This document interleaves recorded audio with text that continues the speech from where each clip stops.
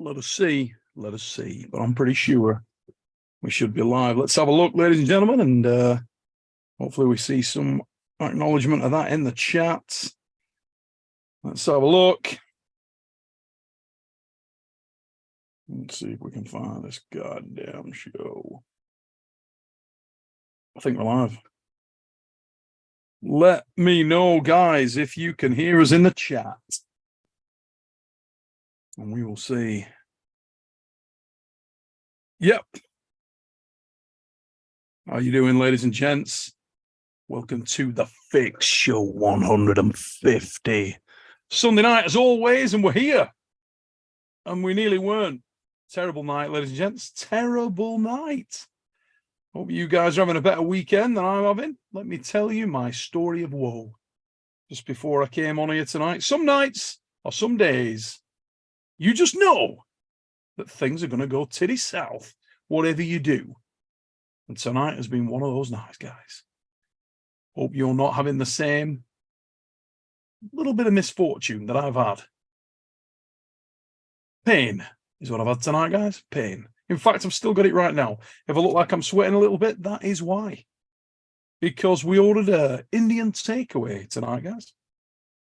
Indian takeaway came about an hour and a half ago. Perfect timing. Just gave me enough time to eat that. And then jump onto the fix. But oh no. Oh no. Oh, wait a minute. Goran 14, just seen that comment, mate. I did need to do it in dance voice, and it's coming right now. Ladies and gentlemen, welcome to the Fix 150. Show 150, mate. Hopefully that does you. I'll pick up on my story. So I get into the kitchen. My wife's in there, and she's quite eager to get the food out. We've been waiting a while. And she takes out one of the silver foil. I don't know whether in America or around other places in the world, you get like the little silver foil boxes. You know, the idea of which is to keep the food warm. Well, this did. It kept the food that warm that it couldn't be touched by human hands. So my missus picks up this thing, and it is literally hotter than the sun. Starts to melt through her fingers, so she lets it go. And at the same time as she lets it go and it crashes onto the kitchen floor, hits the tiles, frigging thing explodes all over me leg, burnt my leg. And while she does this, and cat-like speed jumped out of the way, she somehow managed to do like an electric slide up my slipper. I don't know how she did it, but she like slipped back, avoiding everything that splashed up my leg, went up my slipper with her heel on a shoe, and ripped my big toenail right back. Oh, mate. I don't know whether any of you guys have ever had that, right? It's ripped my toenail like up and back. My toenail's ripped out and bent back. Oh. Wow. Sweating pain. I'm not sure it is one of the 7 deadly pains, but it probably should be.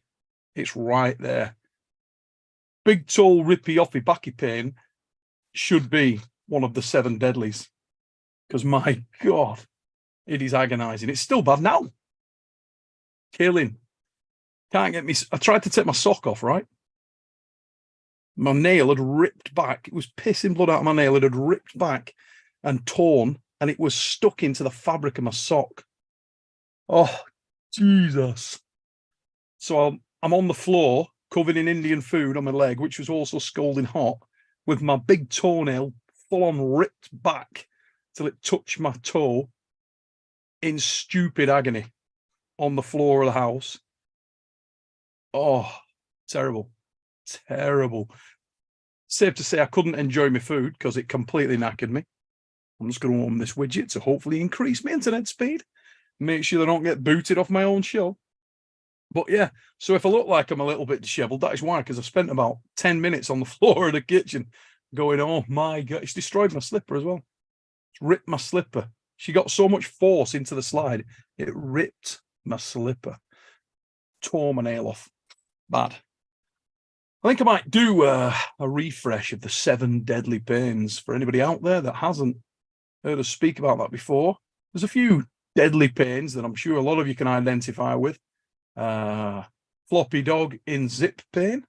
is one of the old classics. Anybody who's ever trapped your floppy dog in a zip, particularly one of them old, thick, like Levi's jeans zips, you know, unbreakable zip. And if you're ever like caught short at a lass's house when you're a teenager, the dad gets home or something, and you go to whip your kecks back on and dive out a bedroom window, but in doing so, as you fire your jeans back on and you zip your floppy dog through your zip. Oh, such is the pain. I'm sure a few of you guys have been there. Also, washy hair in sinky tap pain is another one. Anybody ever done that? You know, when you're washing your hair in a sink or a bath, and for some reason, no apparent reason, you come up and you cannon twat your head into the tap. You come up, you're washing your hair, and you come up, and donk, and you feel the tap hit the back of your head, and you immediately taste blood. You know it's bad because you taste blood. You're like, oh fuck, and you taste blood. That's bad. Wash your head in sinky tap pain. Bad. Let's think what else is up there. Sellotape rippy lippy pain is another one, which I have experienced in the last couple of years. You know, like if you're ever wrapping Christmas presents and you're going to put sellotape on Christmas presents, and especially if you've got a really high quality sellotape, and you go to bite the sellotape to put it on there, and as you do that and rip it away, it sticks to your bottom lip and tears all your bottom lip off. And then you just see your lips start to bleed. That's bad. Yep. Sellotape, rippy lippy pain. How many are we up to? Let's go with like 3, I think. Upside down pluggy pain. That's another one which is fucking unbelievable. I once had a terrible experience with that. I was upstairs. My missus had been downstairs hoovering, and she unplugged the hoover. Now in England we've got 3 pin plugs, right? Just 3 large. I think in America it's only 2. Maybe it is in Europe as well. But in England it's 3 thick pins, right? And my missus had unplugged the hoover and just left the frigging plug open. So you know what's coming up. Somebody comes to the door, I leg it down in a pair of socks. And when I get to stair 3, I just jump off. And while I was in the air, I noticed the fucking plug, and this feeling of dread, like chill, went to my body as I saw the plug, and I thought, fuck! But I was already committed. I was committed, and there was no way back. And I tried to soften the landing by letting my knee go a bit, you know, and collapse my knee. Nearly tore my ligaments out of my knee, but I hit with such force that the 3 pins of the plug went into my heel, up to the plastic. Oh, that was bad. I was on the floor, I was shouting some silly biblical shit like, please, Lord Jesus Christ, help me, God, something like that. Sweating, not good. That was bad. That was. If anybody else has got any pains that we all know and love, should feature in the 7 deadlies, feel free to put them in there. And we'll have a look at that. Don't tread on me with the sciatic nerve pain. Yeah, bad. Ice cream pain, when you get a severe bout of ice cream pain, ain't no joke. Went to an Italian restaurant the other night, Algero's, and let me tell you now, I had an amazing ice cream, lovely vanilla ice cream, but went for it a bit heavy. Incredible bout of ice cream pain in that eye. And it lasted a good 15 to 20 seconds of the sheerest ice cream pain you've ever had. Oh, not good. Anyway, enough of that garbage. Put them in there, guys. 7 deadly pains. Anybody knows any more? Get them in. Bad shit. Bad shit. 150 is the show tonight. Bit thin on the ground, guys. We may have some people joining us. I'm sure we will as the evening goes on. We're not sure who, but it's quite good in some ways because I get to concentrate on the chat a little bit more and see what's going on in there. We're only 1 week away from East versus West 7. Cannot wait. Going to be going out to Istanbul myself on Thursday this week. Really, really looking forward to it. I cannot wait. It's going to be an unbelievable card.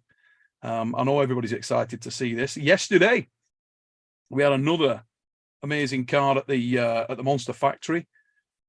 Pretty much went, I think if I was betting on that thing, it went pretty much to plan. I think I can't think of a match where I actually wouldn't have guessed the outcome on those yesterday. So it went pretty much to the form guide. But so, that's not true.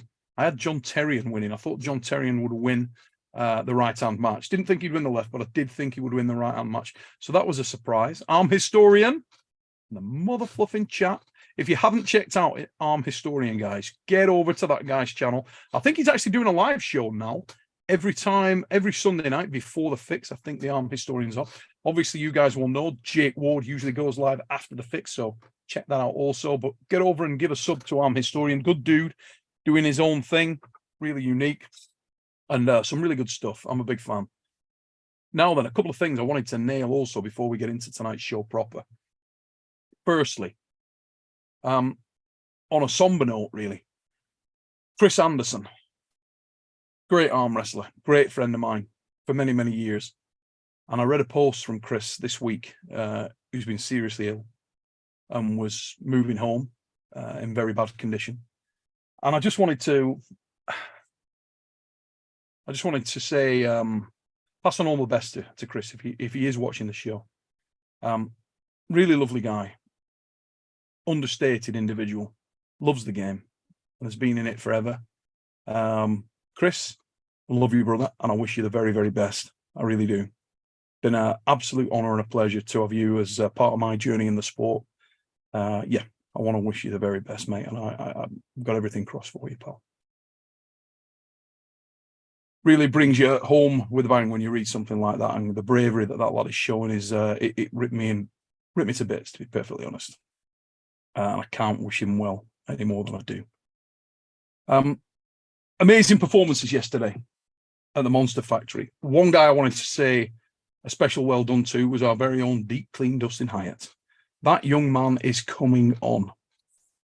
He's only a puppy, but he's getting so very strong.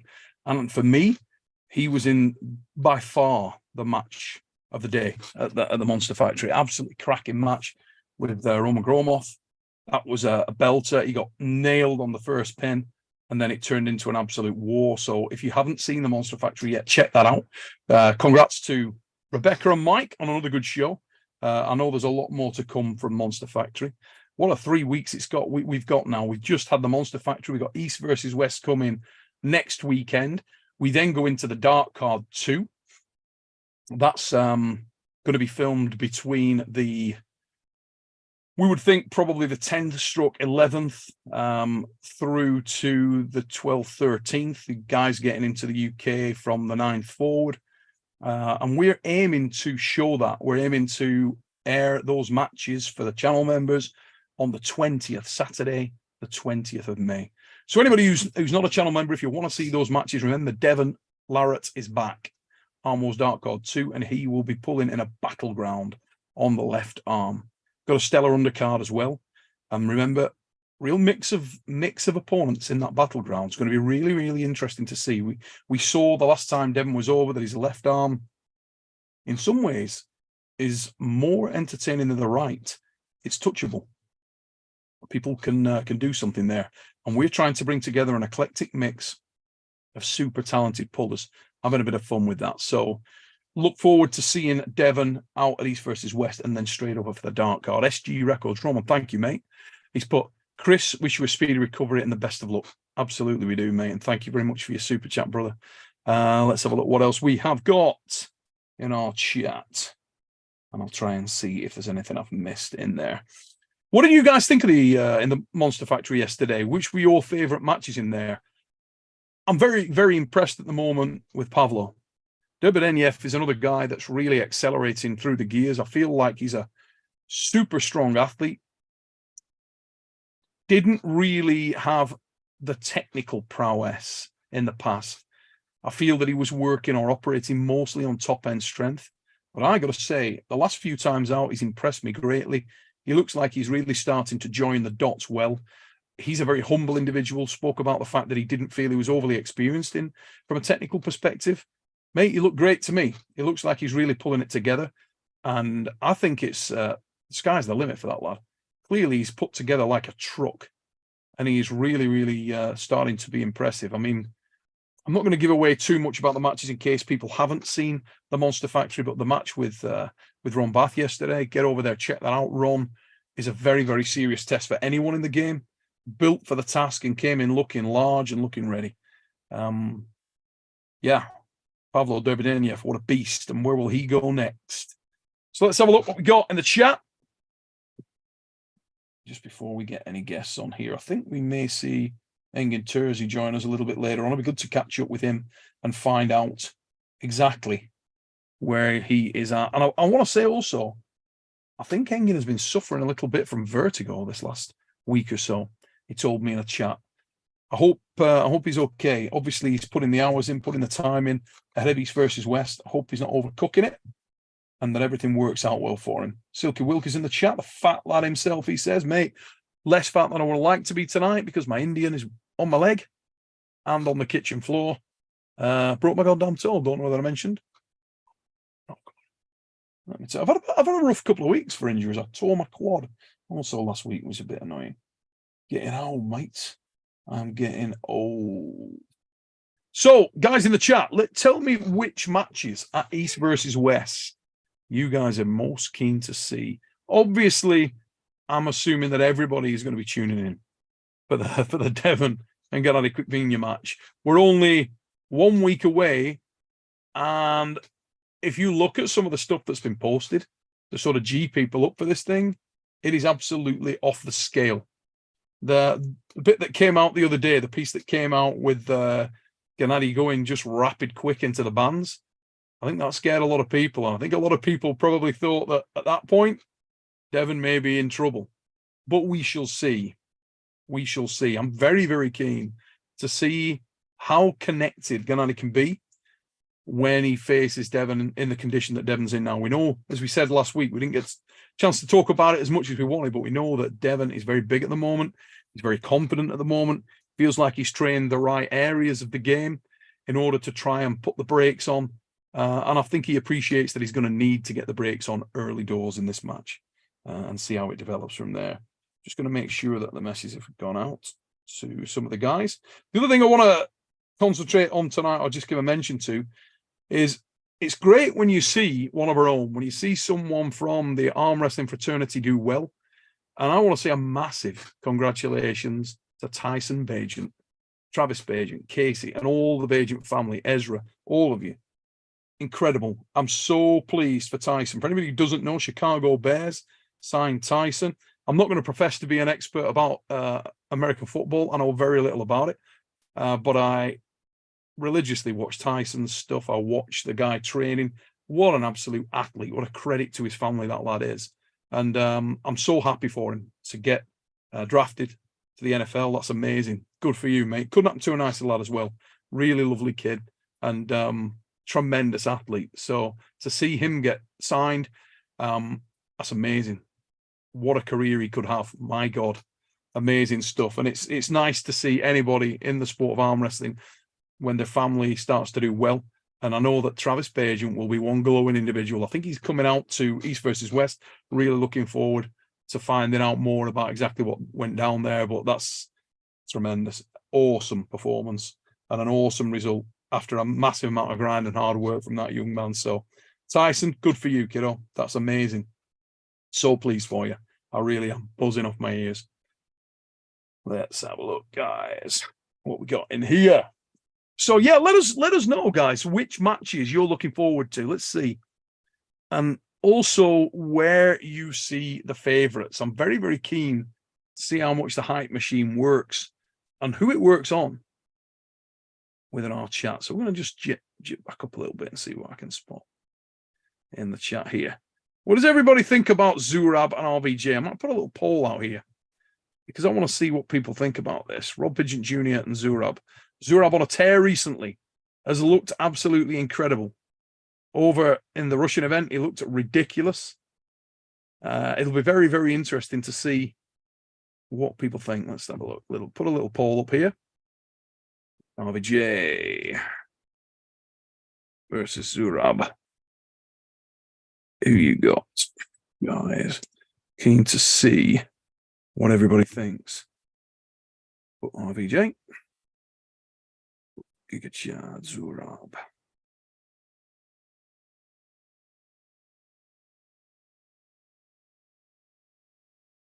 Stick that up there. Hopefully that comes out okay. And I'll check in on that in a minute. So we got Nacho with Zurab is a heavy favourite.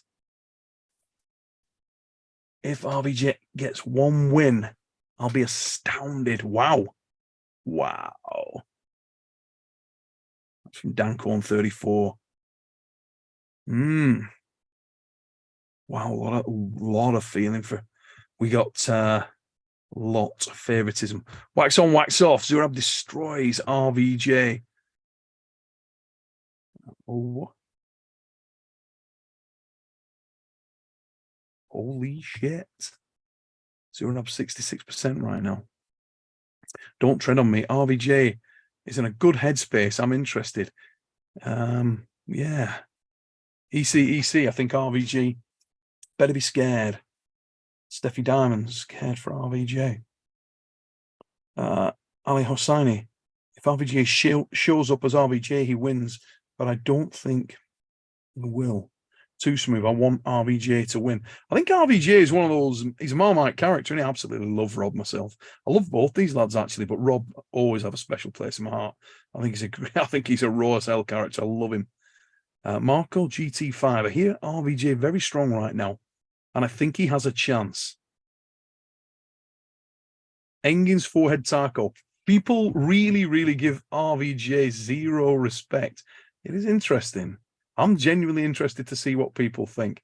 I watch the opinions of all the guys in the community, and it's interesting to see what ratio you get on matches like this and where people see it and how much little clips and bits of marketing can affect people and can affect the sway, and how many people are thinking with original thought and how many people are following what the machine is pumping out. It's going to be really interesting, this one. You would have to say that Zurab's going to start as an incredibly heavy favourite from the look of all the polls. I mean, let's just have a look what we got here. I think Zurab is at 35%, yeah. 35% for RVJ. Sorry, Zurab's 65%. So 65% favourite at this point in time. We'll see where that finishes up in a minute. Marco GT5. It's great to be an underdog. It really is. If it's a mental thing, maybe that's beneficial for Rob. Rob has not taken any losses to bombs, like in his career. Everybody that's ever taken anything off RVJ is a solid individual, and the best of Rob is a very, very dangerous individual. So it's going to be super exciting. I'm super keen to see how that match goes down. I'm going to do another poll in a minute. Just wanted to get that a little indication of where you guys are at on that. I think Engin's going to join us shortly, so we'll just close that first poll down. And I'm just going to put up the other one. Now, this is going to be more telltale. Welcome Engin on in a minute, but I just want to get this up first. So we're going to go with Devon versus GENADI, week before we go. And a lot of stuff come out lately. Just put Dev. Hey, brother, how you doing? No good. How are you? Sounds like we're both having a pretty rough time of it, mate. Although I think mine's more, I'm hoping mine's more short-term and self-inflicted for being a penis and not being able to duck out of the way of my missus and a flying tin of Indian food. Whereas you were telling me earlier that you're having a little bit of problem with vertigo, which is a bit disturbing, brother. Yeah. It's just not like something chronic. It's like I was laying down and I suddenly get up, and the crystals, behind your ear, that is making a balance, and they moved from its place, and then everything started to spinning and just getting dizzy, throw up, like this is what, 5th or 6th day or something, I'm still not totally okay. I went to train. I couldn't wait anymore. I went training, but I was afraid that, I was going to fall down on the street and cars would hit me or something. It's 200 meters from here to my gym. So, but. You ever had it before? I had it the same exact thing. I was laying down about 5 years ago. I suddenly get up. The same thing happened. I thought it was earthquake or something. Everything is just like moving. And there are some exercises. I did it and it just passed after 2 days. This time I'm doing the exercises. It's not that bad, but I still feel like whenever I go down and up from stairs or something, you know, still like I feel like a little bit like walking on moon. I never walk, but this is how it looks from outside. Yeah. When was the last time you had your blood pressure checked, mate? Blood pressure, okay. I just checked Good, yeah. regularly. Yeah, everything is okay. Yeah. Maybe it could be a nerve. It was like 12/8, like 120/80 or something, you know. You haven't been doing pull-ups or anything like that, have you, recently? I did it like maybe 10 days ago. I don't remember. Yeah. That's interesting, because the only time I've ever had anything like that was doing weighted pull-ups. I trapped a nerve in my neck, and I had problems with vertigo this is years ago as well. We used to do super heavy weighted pull-ups years ago. And I once had a really bad bout for, I'm going to say like 2-3 weeks. It turned out it was a trapped nerve in the back of my neck. But that was from doing weighted pull-ups. I was doing heavy weighted pull-ups, and I trapped a nerve in the back of my neck, and that really screwed me up for ages. I had to have a guy like free it off eventually. It's murder, really bad. It was vertigo. Yeah, I had vertigo like really bad for a few weeks, and that was the only time I've ever had that.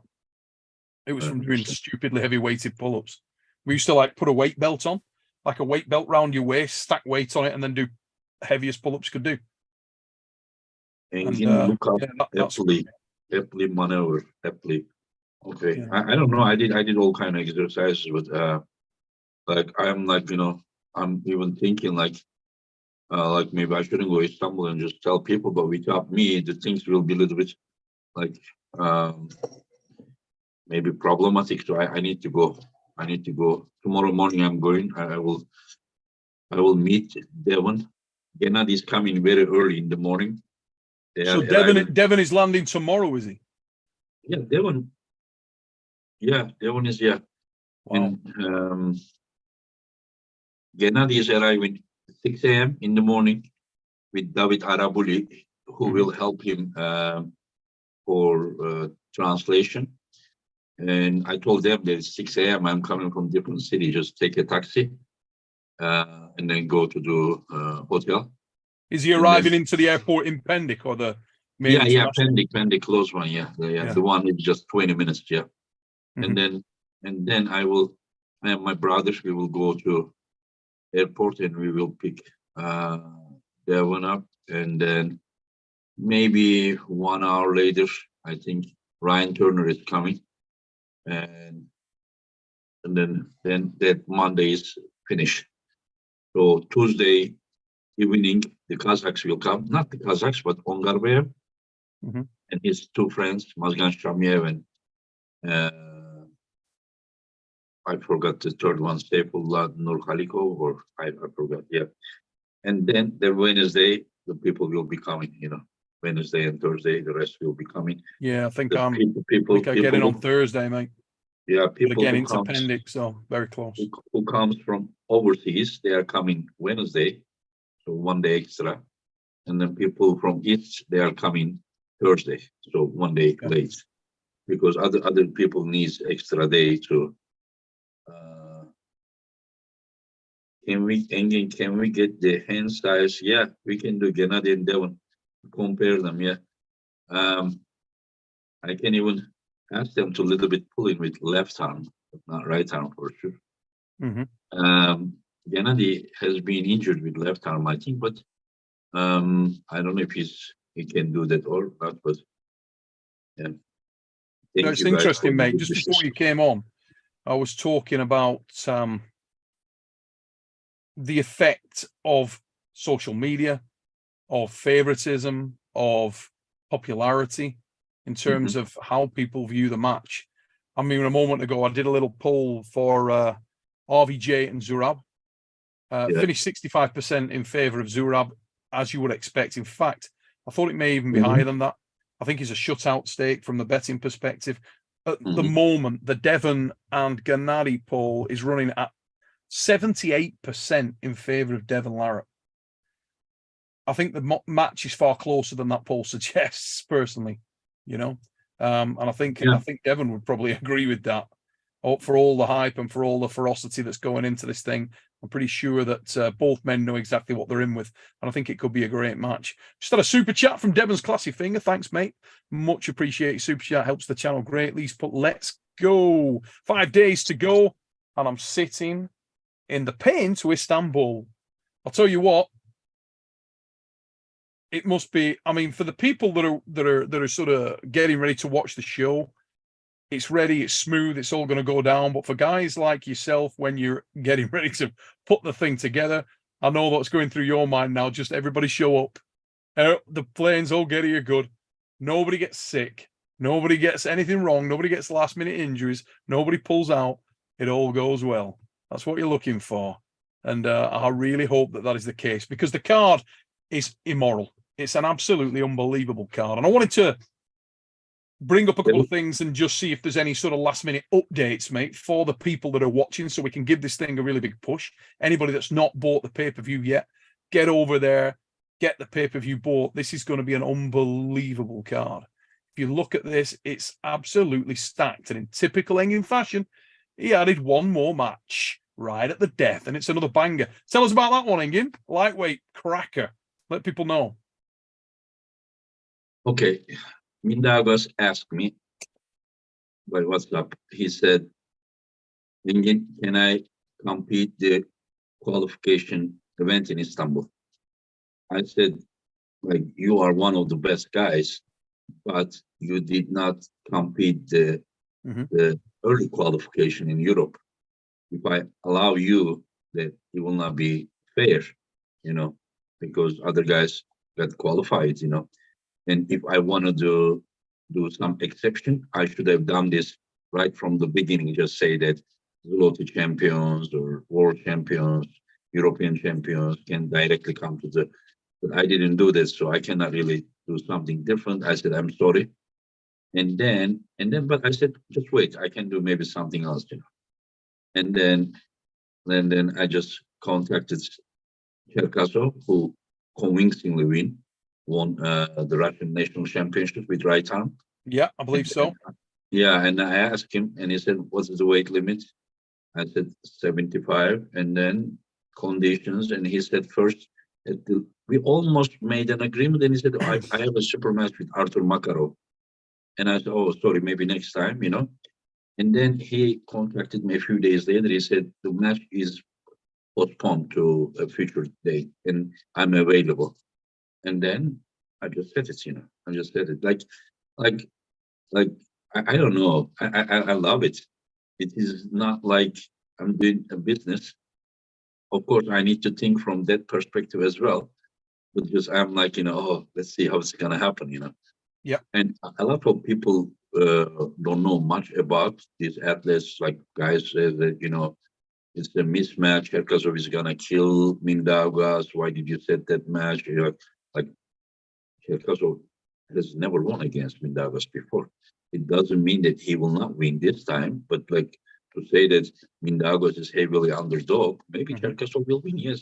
But to say that, like Mindaugas has no chance, just like it does not represent the truth from their record, from the past matches.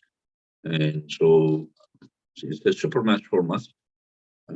Both athletes are great. We will see. Yes, they are. Yeah. Very different, but styles make matches, and it could be another cracker. Yeah. Very much but looking forward to it.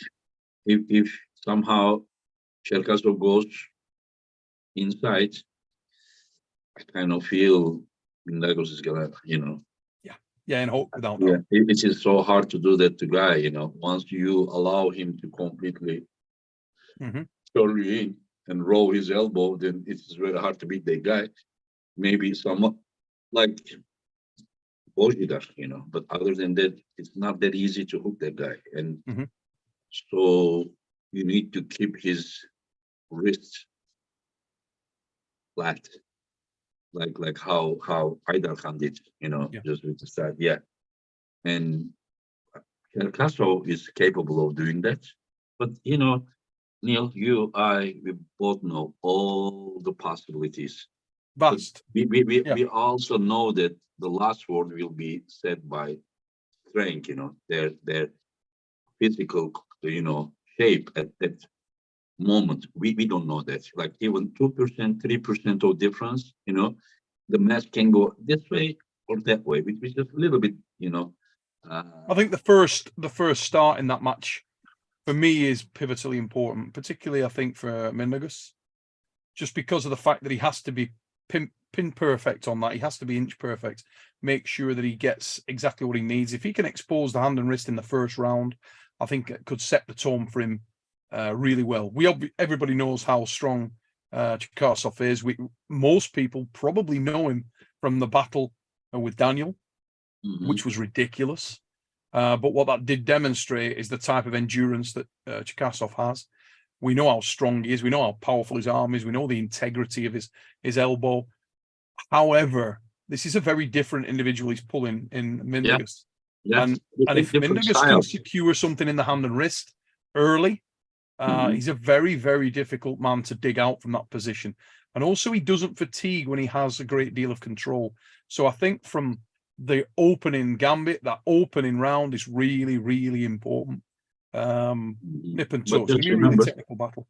Both like Chikasov, last year he was not allowed to compete. Lost. Year before in Romania, he won the WAF Wars with right arm by actually beating both Aydar Khan, who just beat Mindaugas, and he also beat Daniel, who usually beats Mindaugas. But again, it does not mean that he's gonna beat Mindaugas. It is totally different because those guys are not Mindaugas. Like, I think one of the really key things for Mindaugas is that he's got to make the advantage balanced in his favor quite heavily. I feel like Chikasov has got incredible endurance. I think that he's shown that many, many times. If it turns into a red liner, his endurance is exceptional. And I think in terms of arm strength, I don't think anybody's got any doubts that Chikasov's a stronger guy if it comes to any of the inside techniques. Completely the opposite on the outside. And if but Mindaugas also has very good endurance as well. Great endurance in his position.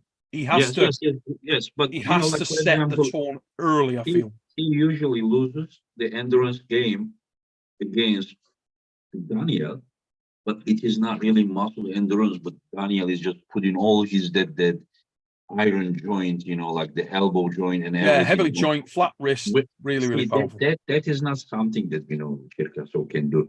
But it doesn't mean that he cannot do his own way. But Chikasov is not really joint puller, Chikasov is like he's muscular. Yeah. But it's a real clash of styles. We talk about clash of styles a lot. This is definitely one of those. But I do feel like if he can set the tone early, Mindaugas can do something. Obviously, I'm pulling for Mindaugas. I want Mindaugas to win. He's my guy. I love him. It's absolute quality, and I respect everything about Mindaugas. I think his style of pulling, not to mention that he's mastered the sport of arm wrestling at a relatively young age, but also he's the guy. I love that guy. Mindaugas is great. For anybody who doesn't know Mindaugas Terzi, that man is a genuine character. He's a great bloke. He's arrow straight, and he's super engaging, super entertaining lad. Fantastic guy, a lot of fun. And I hope he gets something. I respect all of these guys, but there are some individuals who are unique. Yes, and that's one of them. I have like a different level of respect for those guys, and Mindaugas is one of those guys that he has his own ways. Yes, he does. Like he is not really trying to like do something that he sees from somewhere, but he is actually like analyzing like Daniel is but listen, almost all of those guys that you will see on the stage next Saturday are those unique guys. Many of them certainly are. I mean, we got a super chat that's just come in actually, so let me just go back and find that, because it related to that pretty specifically. So this is from Engin's Forehead Taco with a super chat. Thanks, mate. Lovely, lovely to get that super chat. Appreciate it. He's put in there, of all the matches that Engin has masterfully put together, which one interests him the most? Which one does he feel is most competitive or most unpredictable? That's a hard question, isn't it? I will tell you something. Hard. I could be the coach of any of those athletes, and I could see a way to win. Oh wow, yeah. You Without understand? So doubt. that is the thing. Like I would be at the corner of Irakli, Mhm. and I would see that there's a way to win. It doesn't mean that they cannot find that way. So Mhm. I'm just trying to explain my perspective. That Yeah. like you understand, I would Oh, see a mate. way to win Do for I? all of those guys. So what I try to explain is that like Patro Saginashvili, for example, it's like a huge question mark. We don't know. The guy is a freak. I saw him when he was 14 years old. He won U15 World Championships under 15 years old. He was 14. At the side table, he was beating the senior guys. Niazi told me, just look at this guy, And this guy is now 18 years old. Mm. And I mean, even 18, he's still a puppy. I don't know where he is at. He Mate, let me tell you now, if he comes in and he cracks Adam, his level is extremely high, because Adam, in the position that I expect he's going to pull, is rock strong. So, Patro comes in and wins this, and he wins impressively. Wow. At 18 years old, talk about sky's the limit. This would really be a coming out party in terms of his notoriety. If he could, because Adam's notoriety's gone through the roof with the win in his first outing at East versus West. He looked so impressive in that match. Yes. Adam so is impressive. No joke. And I'm so happy. I'm so happy that, like these guys have been part of this. Mm-hmm. Like, for example, whenever I invited Adam first time, people were thinking that Adam was heavily underdog against Bojidar. Yeah. Definitely, yeah. But now we saw something. This is, you have an event you call like reality check. Yes. Yeah, this East versus West is also reality check. Big time, yeah. Yeah, we find out many things. Even I find out. There's no place to hide in it. People don't. I mean, listen, the East versus West card, the margin for error is super minimal, and the elements that come within it are not just physical. There's so much pressure, and even when we're in the night before, people, if people don't appreciate the amount of pressure just around the hotel, it's almost like, what's a good way of saying this? Let's say I do a lot of presenting, okay? So I'll do presenting in front of huge crowds. You might present in front of 20,000, 25,000, 30,000 or more people. You may present a show in a football stadium, whatever it may be. And people will say, oh, wow, there must be mega pressure. I don't really feel that, if I'm honest. I suppose where there would be more is if you were doing something small, out of your comfort zone, where the risk is high, in a very small collective in front of just your own peers. And for a lot of guys, particularly the guys that are coming over and pulling their first East versus West, which obviously Bacho's doing, the pressure barometer is really, really high.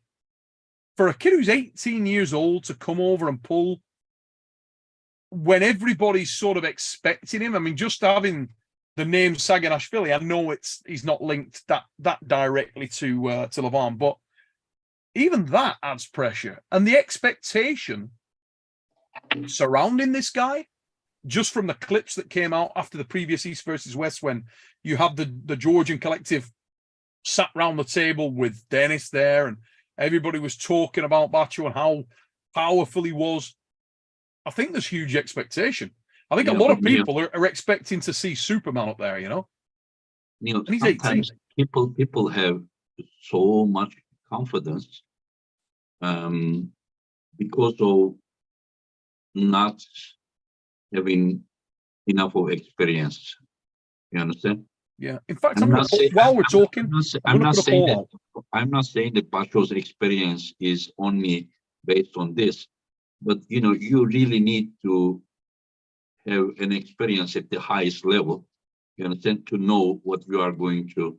But whenever I Very did much. the podcast with Adam and Basho's confidence was like out of roof. You know, he was just like so confident about like, so either, I mean, I'm sure he's a genetic freak, He's but certainly powerfully built, but Adam is. yeah, but also like he really have not experienced the stage, this level. No, it's very He is different. versus, yeah. But again, you know, he is confident, maybe because of this, but he may still come and win. I don't know that. I really don't know that. It is like, we will see. Yeah, it's going to be. I just put a poll out there because I want to see. Again, I'm very keen tonight to see how the marketing machine is affecting people. We get a lot of hardcore fans here on the Fix. I'm going to be honest with you. I think we get a lot of the main. I'm not saying that other shows don't attract hardcore fans; they do. But I do believe that on the Fix we get a lot of people who know their arm wrestling, who are pretty hardcore into the sport, and I'm really interested to see what they feel on this one, because you've got a kid who's 18 years old. He's coming in with an enormous amount of hype.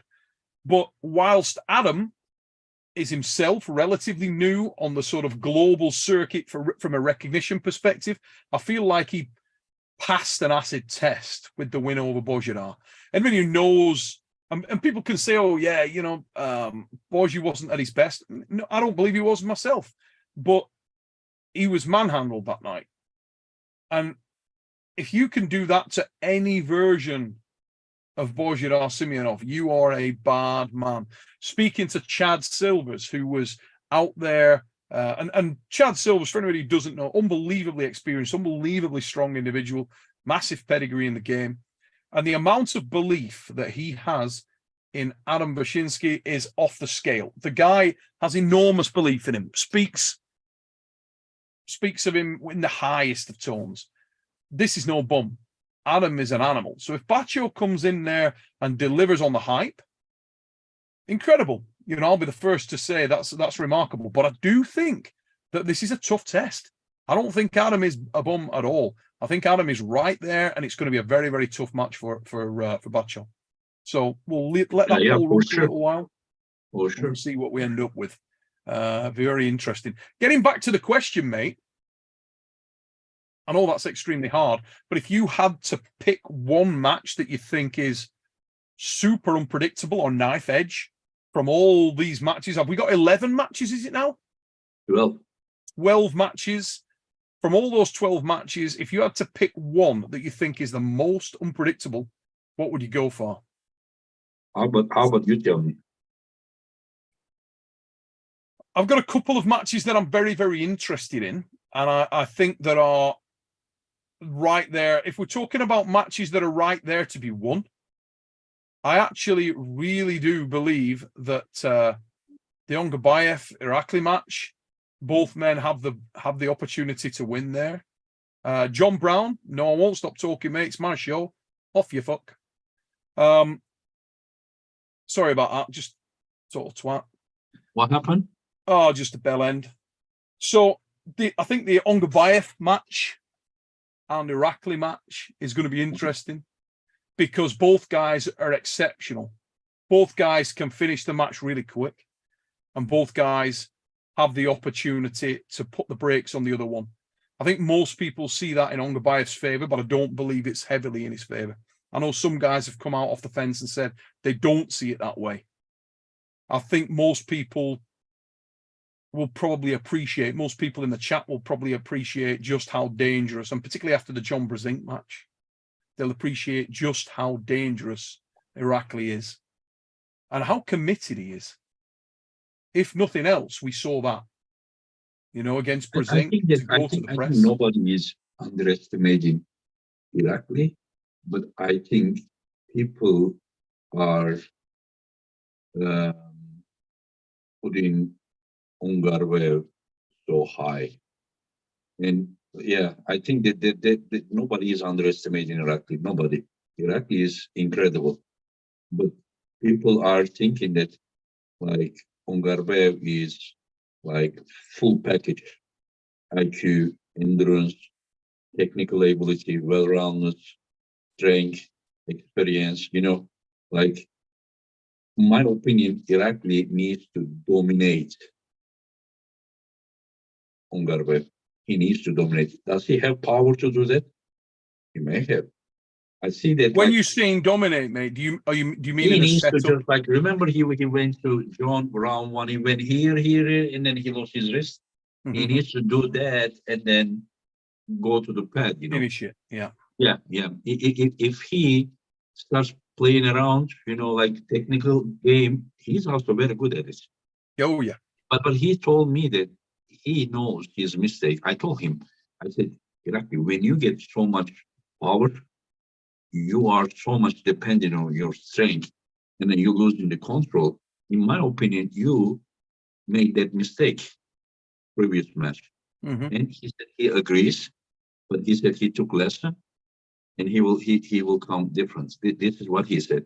So we need to be like this. Many people are only judging by what they have seen before. But we need to realize that people can make adjustments. Yeah. And Do people you can feel learn. like Irakli, when you've spoken to him, feels like he's an underdog in this one, mate? Irakli himself said it is 50-50. Normally, Irakli, like even when I did the podcast with Levan, he also said 50-50. Normally, Levan talks very highly about Irakli, but he said it's 50-50 because Levan himself pulled Ongarbaev at top 8. He knows what Ongarbaev can bring to the table. So this is for sure, in my opinion, like one of the biggest challenge of Irakli, if not the biggest. You may say that How do you see it the other way in terms of, do you think this is representative of a massive threat for Ongarbaev as well? Do you feel like when you look at whom Ongarbaev has just faced, he's just come off the back of the match with Michael. He obviously prior to that pulled John. Do you feel that this represents a very big threat for Ongarbaev? Do you see Ongarbaev as a relatively significant favourite? I give the horsepower to Irakli side. Yeah, I do too. I give the control to the Ongarbaev. Exactly how I see it. But exactly that. As I said, we don't know what happened since last time. It's funny you say with Levan. He said Ongarbaev said he's in incredible shape right now. Yeah. He said he says right now he is in a shape that he has never been before right now. And he said he wants to pull Devon 115 kg. He wants to gain weight. Yeah, he wants to gain weight. Yeah, I know. And I will tell you something. Under 115 kg, I don't know if anyone can beat Devon, but I can guarantee you, Ongarbaev is the guy that is the most dangerous among the other guys under 15. Ongarbaev is a magnificent arm wrestler. Magnificent arm wrestler. His timing is silky smooth. It's precise.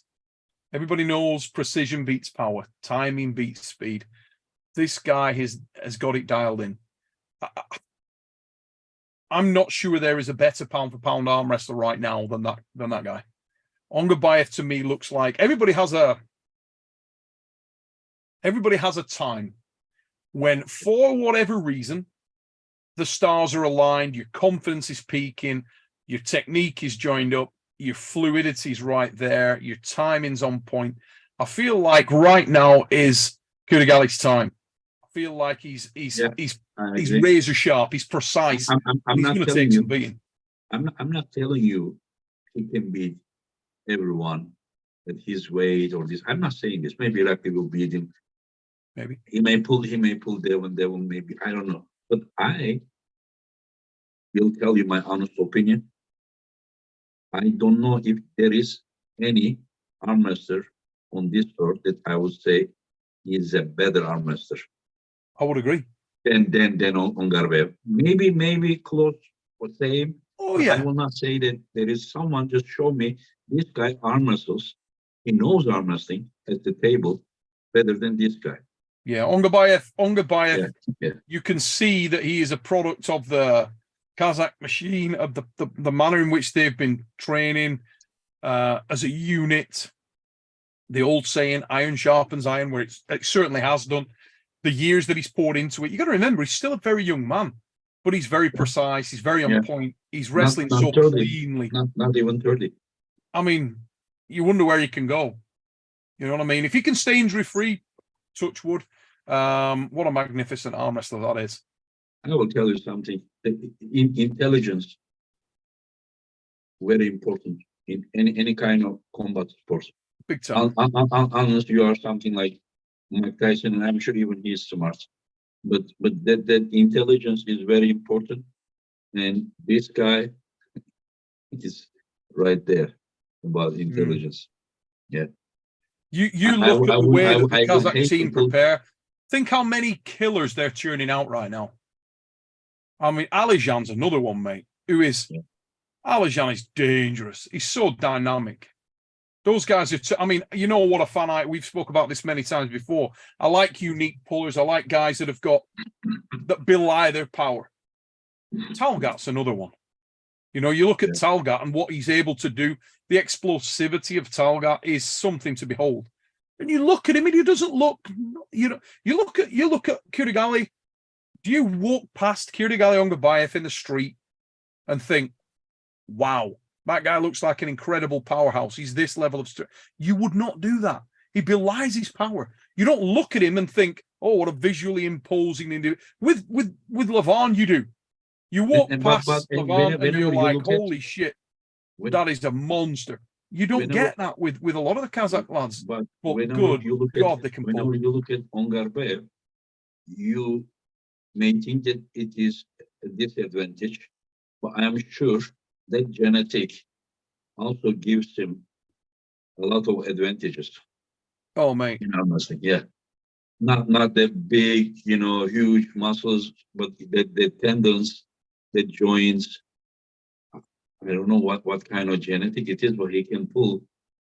Somebody sent a super chat when I did a podcast with Irakli. Shadara, buddy. They're churning them out in Shadara. You get over there, and it is a friggin', as I said, the Kazakh machine. These guys, they are cracking out champions. You look at Alijan, Dev, welcome to the chat. For those of you who don't know this guy, ladies and gents, Devon Larratt got something quite big coming up next week. It's all his fault. Hey, guys.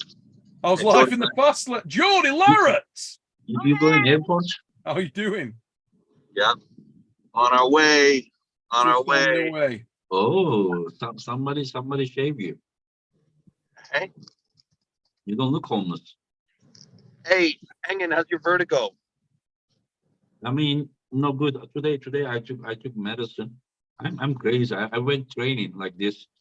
I thought I was gonna, you know, fall down, but I still performed good. Yeah. It was like some improvement with the biceps, but I couldn't do in the air. I had to use the squat bench, but I performed good. Good. Neil, when do you? Hold on. Sorry, Devin just told me about this. I'm gonna as soon as I get to my hotel, I'm gonna send you a video. I've cured my vertigo many times quickly. I'll send you but some easy exercises to do.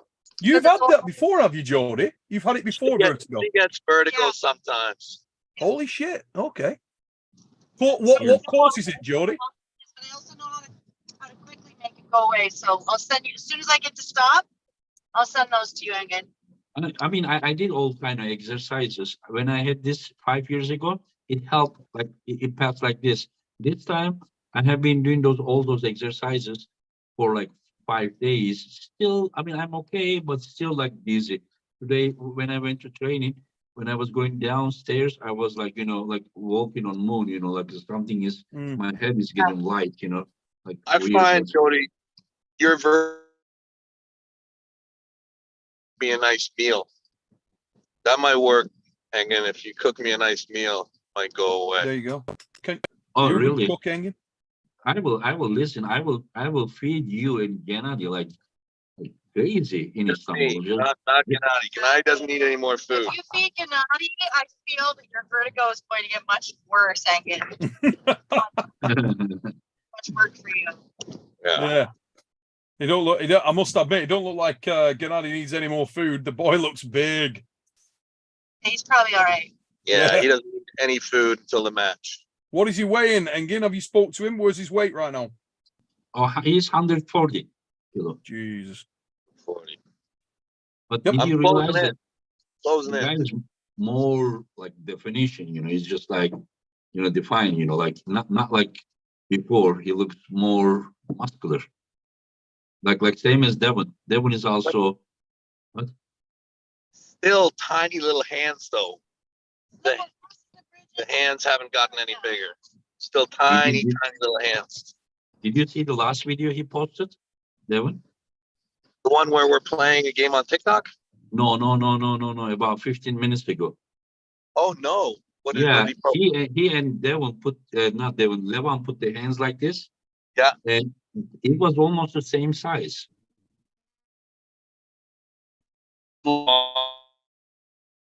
That makes sense. What? Levant's hands must have gotten smaller. Photoshopped. I don't believe No. it. No, the guys can get so bigger. It was like almost like a quarter inch bigger than Levan's. No. Yeah. I'll tell you Impossible. what.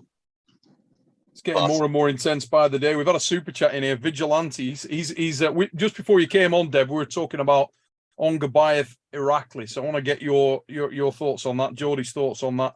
He's put Ongarbaev beat Irakli easy in the after pool last year.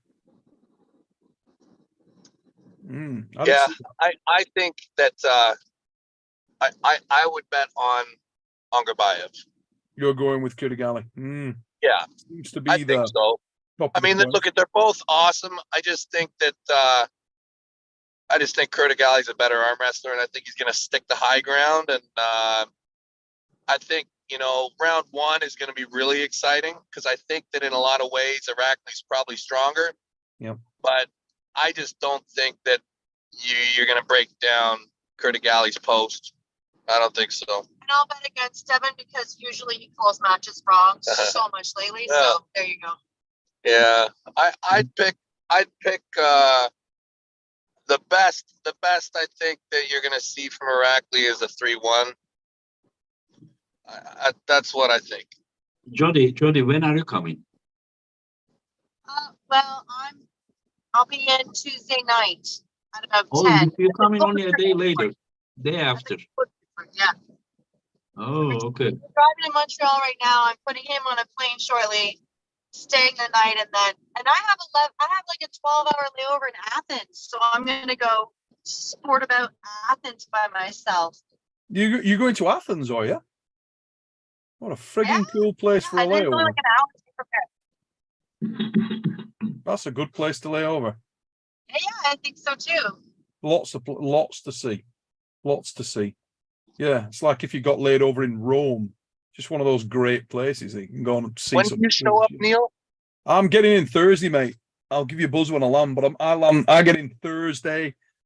When the frig do I get? I can't actually remember the time, but I want to say like Thursday late afternoon or something. Hey, this is kind of cool. Hey, I'm going to Istanbul to pull East versus West, and then I'm going to Manchester to pull a dark card. That's how we roll.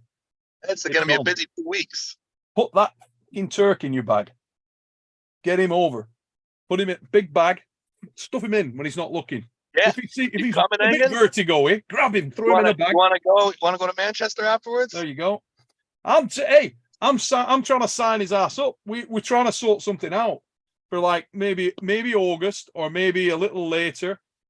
We're gonna get a non-vertigo trained up to frig Engin and get him on a dark card. Don Idris just called me and he offered me a match with Ray at King of Let's the Table. go. Yeah, where Devon is pulling Dave Shafee and Morozov is pulling Corey West. And I take it you said yes. I said no. I said I'm too scared. Ah, You better be joking. it I'm should joking. be. Of course, I'm joking. The only Should thing go. is this is where Vertigo needs to go, and I need to train. You know. So what's Because the I what's the really- date of that? What's the date of the King of the Table? June 24th. 24th. Let's get training, Engin. Jody, it's Daniel, I'm having a hard time hearing over on this side of the car. What's up? sort the vertigo out when you get there, mate. I'm gonna do my best. There 'Cause might he's be a a bit couple old, exercises you Engin. haven't done, Engin, and we'll get you Hopefully. sorted. Get him buzzing. We will. Absolutely. Let's have a look if I've Hey, missed Neil, any. you know who you could maybe poach, who's going to be in the venue, is Leonidas. Shut up. Is he Oh go? yeah. Is Yeah. he go? Yeah. Oh, that's cool. I haven't met Leonidas yet. Looking forward to meeting him. Yeah, he's coming. And I know, listen, we could maybe have an event after the main events. Hey, what's Wouldn't be Leonidas hard. doing? What's Leonidas doing after the fucking show? Like, is he? Leonidas does whatever he wants. Oh my God! Listen, let's see if I can bring friggin' Rob Vigent, and you bring Leonidas That's bad. to Manchester, and let's Well- fucking go. Or just do it right. Like, I think it wouldn't be hard. It would not be hard to get Leonidas and RVJ to pull at East versus West afterwards. It wouldn't be hard. Hey, I bet. listen, that can happen. We can do that in my bedroom, and I've said that line many times. That's a good match. I'll tell you, Leonidas is on his way. A lot of people, when these fitness guys come in, they're like, they're kind of dismissive. That's changing. A lot of these guys, like these high-level fitness dudes, are making the switch, and I know Leonidas is training. He already came to Canada and kicked ass. He was really good. He's very, very good. I think it's awesome that that's happening, though. Oh yeah. I mean, guys like Iron Bibi. I'd love Oh, to yeah. get Vitaltas Lalas back motivated. Do You know? you guys realize that like Larry Wheels is becoming better and better Yes. technically? Big Before time. he was just like pulling like his arm curry. Now Mhm. he's using more side pressure, wrist curl. He's awesome. So I think Leonidas he's gonna become better and better as well. See, Neil's wife's boyfriend is in the chat, and he will be there. Yeah. Let's Hey, fucking go. there's one guy, I think, there's one, Auden and I were talking today, and there's one dude who kind of, to me, is like the biggest dark horse of all. It's not even a dark horse at all. It's just, this guy, I think, has got the, like, scary potential. And it's, Kirill, sorry, Jeff. Oh, Salachev. Yeah. Mate, unbelievable. You can Should I see set them with how much left power. arm at the East versus West? That guy is, he's gonna be really frightening. Yes, he is. Yeah. And at the moment, you can see that he's really tentative. He's not explosive in his movements, but when he joins it up, oh, And that's the way he should be right now. He's Yes. doing everything perfect. exactly. Stay steady, stay calm, focus on the long game, not the short game. When it all joins up, another absolute monster, mate. Do you guys realize that like we have given like 3 decades of our life to this sport, and now we are making our dreams, like becoming true, and then we are doing it. This not like someone is doing for us, but we are doing it. And for it's you know ourselves. what's great? Yeah. It's starting to catch fire. The sport is really starting to catch fire. And there's like Devon was saying there, like you were saying a minute ago, Engin, there's people from varied backgrounds in sport. I mentioned on the show the other week, we were at Europe's Strongest Man. And while we were over there, Pavlo Kordiakou is the current reigning Europe's Strongest Man. And we're having something to eat. And he's like, oh, I pull, right? He's into his arm wrestling, loves it. Trains for arm wrestling right now. This is Europe's Strongest Man from Ukraine. It's common to hear that. You go to these places and a lot of the strong men are saying to you, hey, Neil, and they're up with it. They're watching arm wrestling. They're into arm wrestling. They're enjoying it. The same when you go to the fights. A lot of the fighters are keen. They're into it. It's great. The environment we're in right now is just ace, and it's catching fire. Jody, how did you convince this guy shave? Pardon? How did you convince this guy shave? Not like What? homeless this time? I'll just say, how did he convince me? Oh, yeah, no, I mean, you know, I can't really give away all those secrets in marriage, again, Okay. because I've got to keep some of them close to my heart. But we can talk in private later. Okay. Yeah, every once in a while. This is a bit of a special occasion coming up. So, Guys, we're a couple minutes away from the airport right now. Okay. quick Take care of question yourself. for you, Dev. Corey Vorum, thanks for your super chat. But Devon, are you shaving your head before the match? I don't think so. I don't think I'll do it for this one. There's some big matches coming up this year. And, you know, you can't be shaving your head all the time. You can shave your head. You can do it. She thinks I should shave my head. That means there's time for him to get a haircut again before, if he's not going to shave it. I don't really want to shave it. I really want to kind of let it go right now. Trim. I want to let it go a little. I like to let it go a little bit longer. Look, here's the thing. It's a big match. GENADI is a freaking huge match. I'm so excited. But later this year, I'm going to pull Dennis. Okay. And I can only do so many freaking supernovas a year. Okay. As far as I'm concerned, like, don't get me wrong, I'm fitter and stronger than I've ever been. I really can say that. But when I pull Dennis, I need to freaking go supernova. Yeah. Like, Because he's getting bigger. Did you see that the trading card video of him? He's getting bigger. everybody's getting bigger. So that's when Yeah, you so- really take care of his head. Hey, we I love got you a guys. super chat in from Diligent Student. It says, Devon, please, when are you going to do part 2 of Engin's bedtime story? Engin's bedtime story. Yeah. Have you ever done an Engin's bedtime story? Oh, we did. Yes. Yeah, we did. Yeah. Yeah, we did. I did an Engin story. The real question is, how did you guys like the song? I never watched this. You didn't I watch need to it. watch the GENADI one. Oh. Yeah. Hey, did you like my song? Did you hear my song that I sang? It was nice, but some of the things I didn't understand. But your voice Okay, is I'll good, huh? explain them to you. Listen, I'll listen. explain them. Nice tone. Like Muhammad Ali was singing as well. You know that, right? Stand By Me, he was singing. And your voice is not that bad either, huh? Really. Pretty Just good. before you jump off, Dev, here we go. The me greatest get- person in the chat has sent you another message. He's put, Devon, are you more confident today than 6 weeks ago? And if you have to be 100% honest without any mind games, are you excited for the big show next week? Super excited.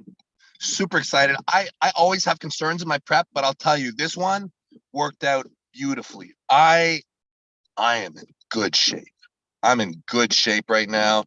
I'm crisp. Like, I arm wrestled every day for like a month and a half, and I just got stronger and stronger and healthier. I've rested. I haven't lifted heavy weights. I haven't done anything crazy. I've let myself heal. I feel good. I'm gonna be a problem. I'll tell you. I am a big problem for anybody right now. So yeah, I feel good.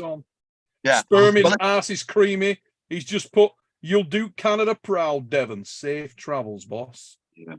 love you guys. Hey, you guys Thank you. are the best people in arm wrestling. Okay, I gotta go. I'll see you both very soon. Safe travels, mate. Safe travels. See you over there. Safe travels, Jode. See you over there, lass. Oh, it's on. Diligent Student with a super chat for you, Engin. Thank you, Diligent Student. He's put, Engin, who's your favorite friend besides Devon? Favorite friend? I don't think Devon is my favorite friend. He is my friend, but when you say like favorite, does he mean in arm wrestling? Yeah, I think so. You get, Or in what arm about the wrestling? wolf? I mean, yeah, Wolf. Wolf and I are like brothers, you know. And Devon is a good friend, but favorite friends like Wolf. Devon, you, Hermes, Levan, Morozo. I don't know. I don't think anyone is favorite friends, you know. No, I say the wolf is, if people who in the chat and don't know the wolf, Kurt Niazi is ace. I absolutely love the Wolf. Kevin Tamkai is just coming with a super chat. But can Devon lay claim to unofficially having the record of holding the most hands in the world? Oh yeah. Hard case to beat, I think. Yeah, Nobody has ever somebody tried to dive in then, and we lost them. Who was coming in then? Somebody was coming in then. Try again. Whoever was going to jump in, it came up, and then we lost it. Go again. History has arm wrestled as much as Devon did. If we talk about training pools, I don't. He certainly pulled a friggin' lot of people. Like he went to Germany, pulled like 6 days or 5 days in a row. Oh, he's a weirdo. Probably he pulled more than many people pull in the entire career, you know, if they have a short career, you know. Yeah, he's immoral. Absolutely immoral. Yeah. The guy's ability to pull non-stop has always been immense. Oh, hey, I think you know this guy as well. It's only Douglas coming flying in. It's only Douglas. What's a night? Hey, they're all coming on now. There he is. Douglas Erlich in the house, looking pretty cut at all. Look at that. He's put the forearm in extreme close-up. It's a professional right there, Engin. Look at that. See that? How he angled? He's angled the camera. Hey? That's the level of pro we get on this show.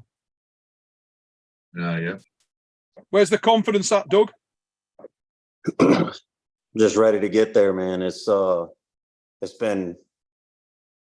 feel like it's been forever just to get to this point to get on a plane. So I'll be leaving Tuesday, land Wednesday. You get in Wednesday. Okay. Is that were you in earlier than that last time, or did you get in Wednesday last time?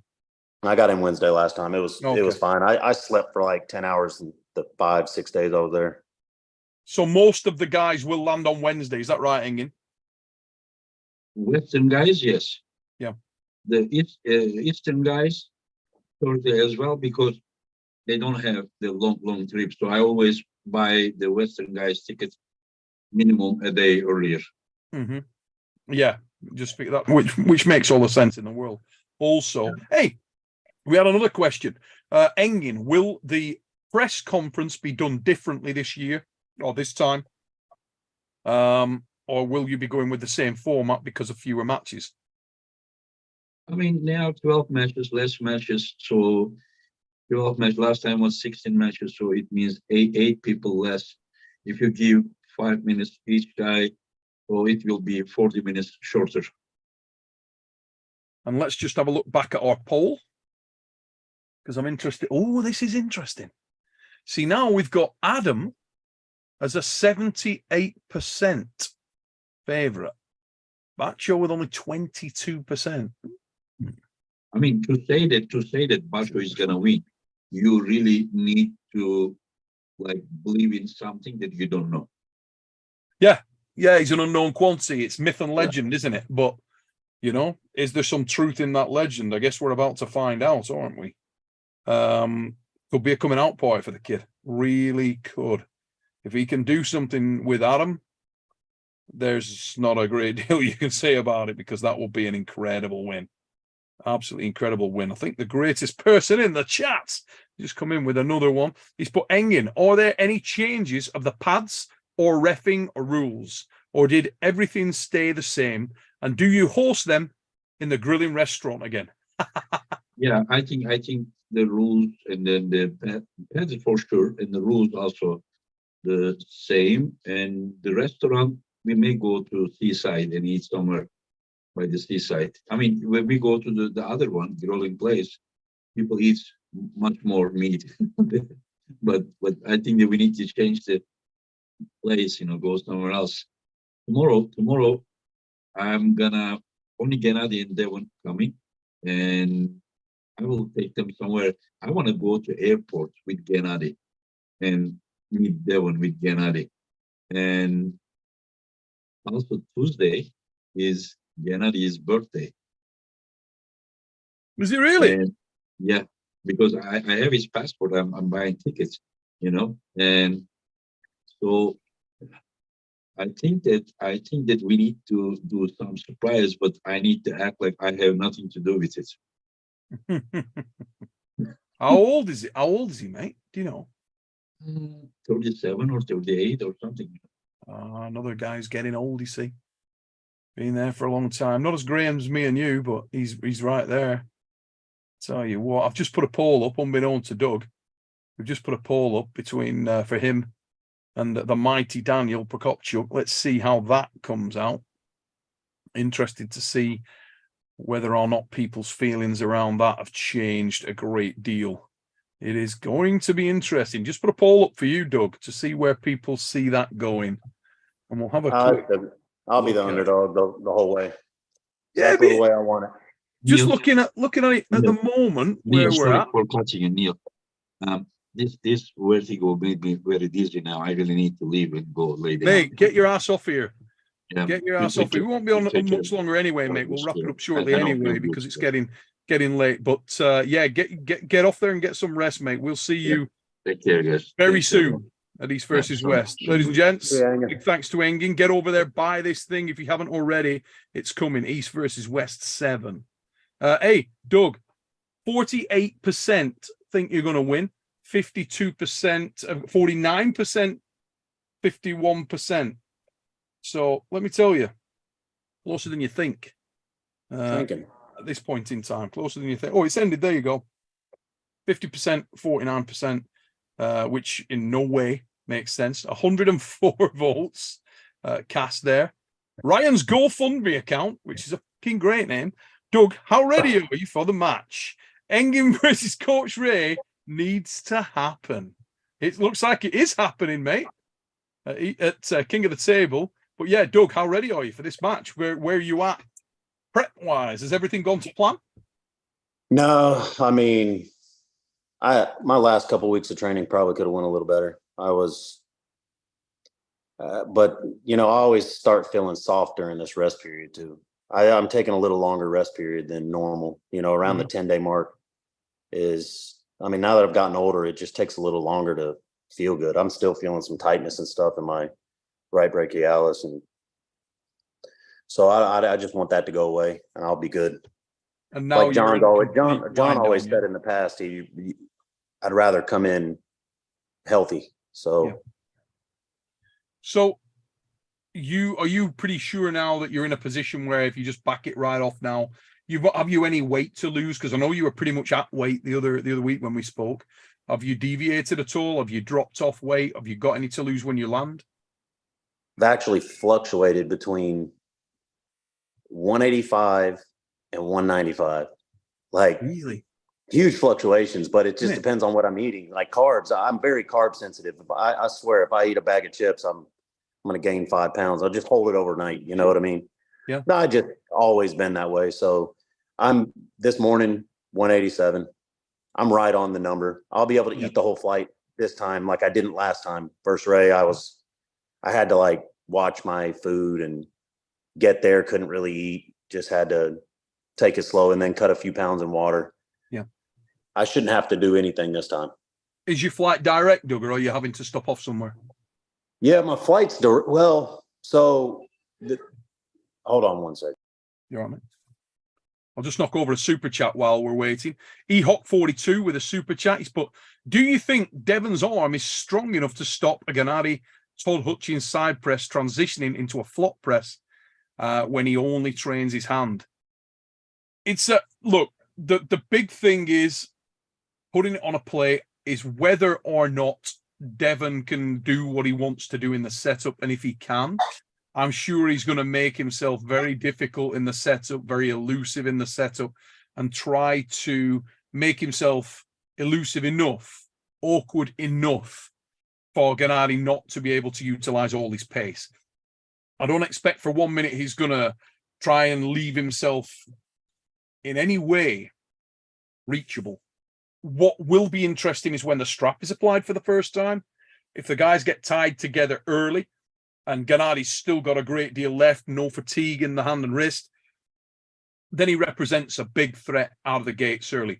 Everybody's seen how explosive this guy can be. We all know how versatile he is, and we know how experienced he is pulling world-class competition. Devon is quite a unique proposition for him. I was going through my mental maths the other day. I'm not sure that we've ever seen Gennady pull anybody quite like Devon from a physical stats perspective. So that's going to be interesting, mate. Is his arm strong enough? He's pulled some extremely powerful arm wrestlers and managed to withstand those hits. Obviously, he's faced and beaten the likes of Dave Chafee, who's an extremely strong man. Very different arm wrestler to Gennady KVIKVINIA. Gennady KVIKVINIA is far more explosive. His transitions are much smoother, much cleaner than Dave's. But Dave Chafee is an absolute weapon when it comes to top end strength. So I'm very confident that Devon's got a plan. I'm not going to talk about it. He hasn't talked about it, but I know what that is going to be. I think it's a very engaging match. I've wanted this match forever. I'm very happy it's going down this weekend. Cannot wait to see it. For anybody who's a fan of this game, it's going to be unbelievable. Both men super strong. I think we're going to see the strongest ever version of Gennady KVIKVINIA. I think this guy will have worked his ass off more than he's ever done before. This is the big shot. He's got the pride of a nation riding on his shoulders, and he will come ready. There's no doubt about that. Is it enough to take out Devon? We'll find out soon. Get over there, get that pay-per-view bought. It is going to be well worth it. Engin's Forehead Tackles coming with a super chat for you, Dougis. But Doug, what's your honest opinion about the West chances? Which West competitors have the best chances to win, and which are most prepared in your view? I think the only three voting favorites are Adam, Devon, and Dave. I'd agree with those favorites. I feel like the rest are pretty like 50-50. So I don't know. It's gonna be close. If I think it's gonna be, what is there? I'm not counting the East versus East matches. So we've got eight. We've got eight East versus West matches. 4-4, 5-3, somewhere around there. Yeah, I mean, obviously, you speak with Rob, Paul regularly.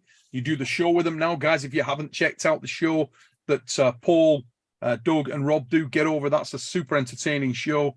Get over there and check it out on RVJ's channel. But you're in close contact with these lads regularly, mate. Your prep has been pretty much aligned going into this thing.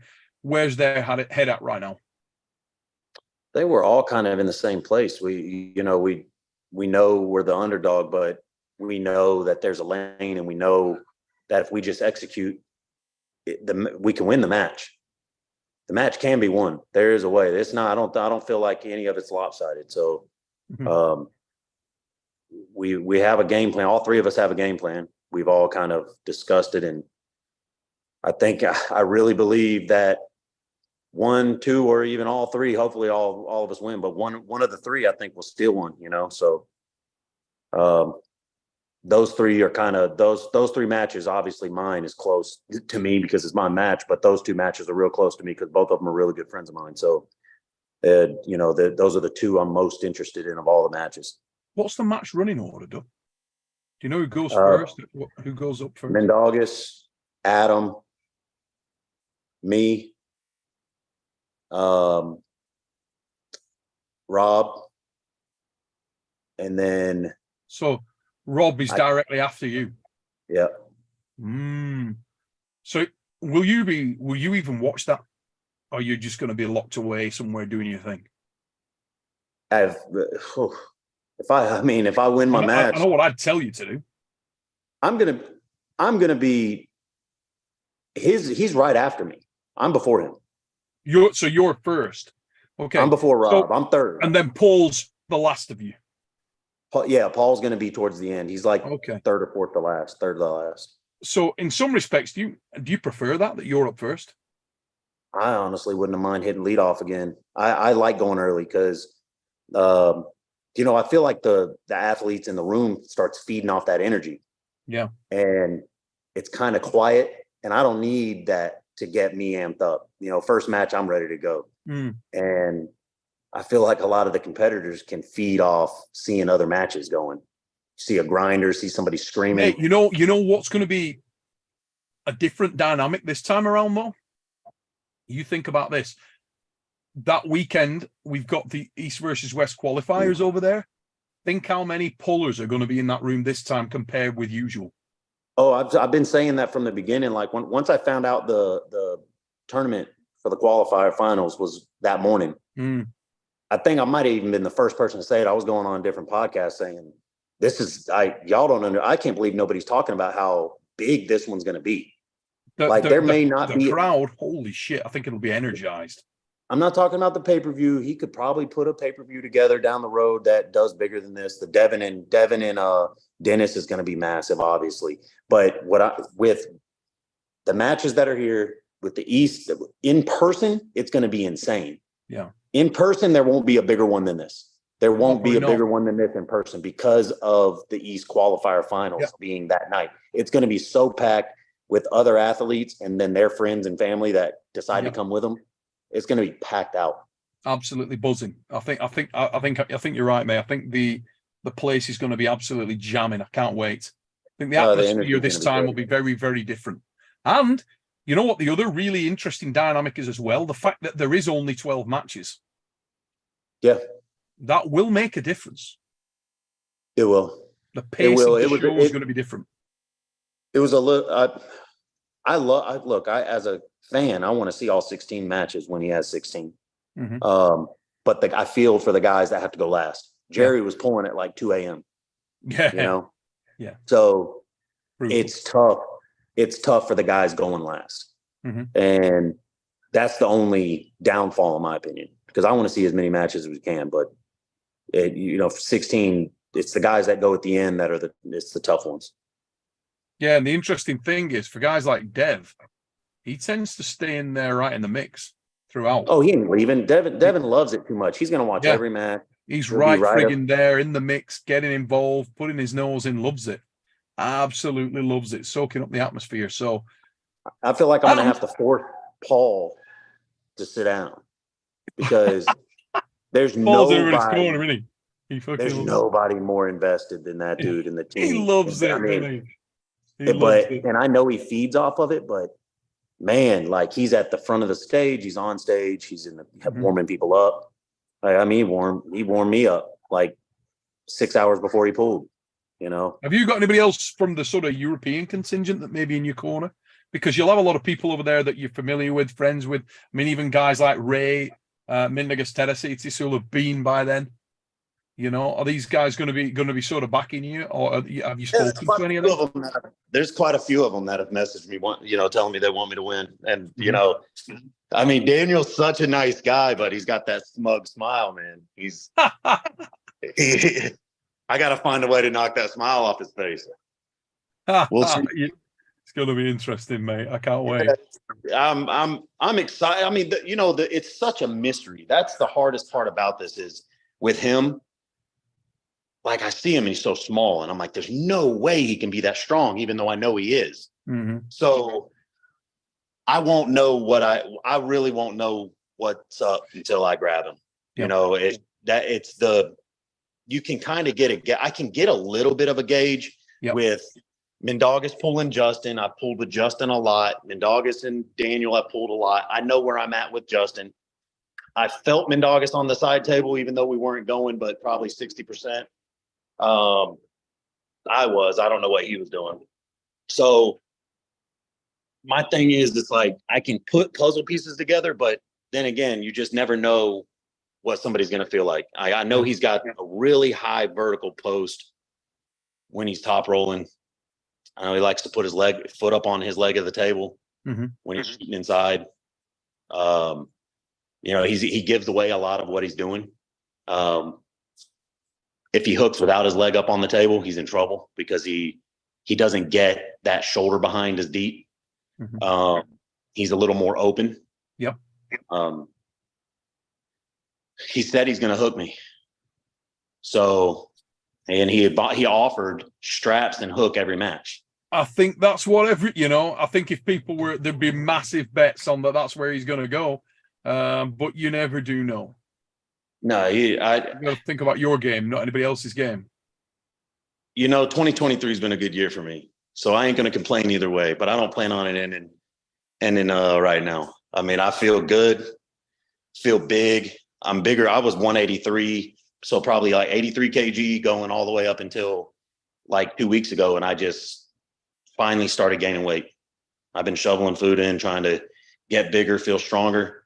And I finally started holding weight. I couldn't hold the weight, and I just want to be a lot bigger than him.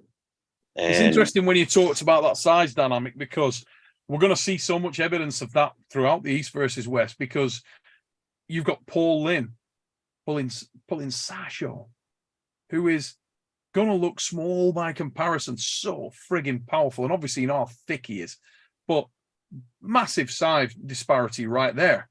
Then you got Rob pulling Giga Chad. You know, Zurab's not a big guy. Doesn't look, he's thick again, thick as an oak tree. But there's going to be a big size disparity again. It's going to be a really visual dynamic. The weight's going to be a lot closer with Jesus. You hear them maniacs in the back.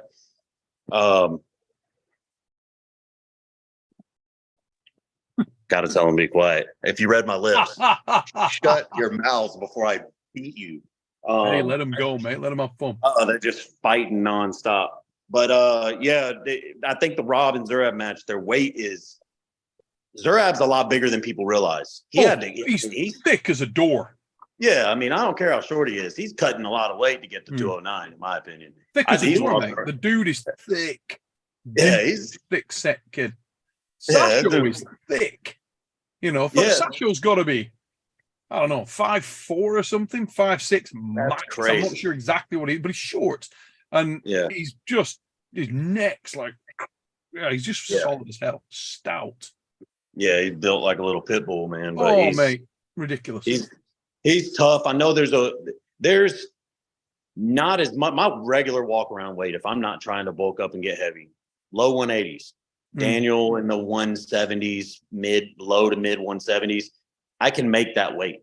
You know, I can make whatever weight he wants. I could have made 75 if I really wanted to. But are you not significantly weaker at that weight, mate? Because you're a big lad to make that. You really are.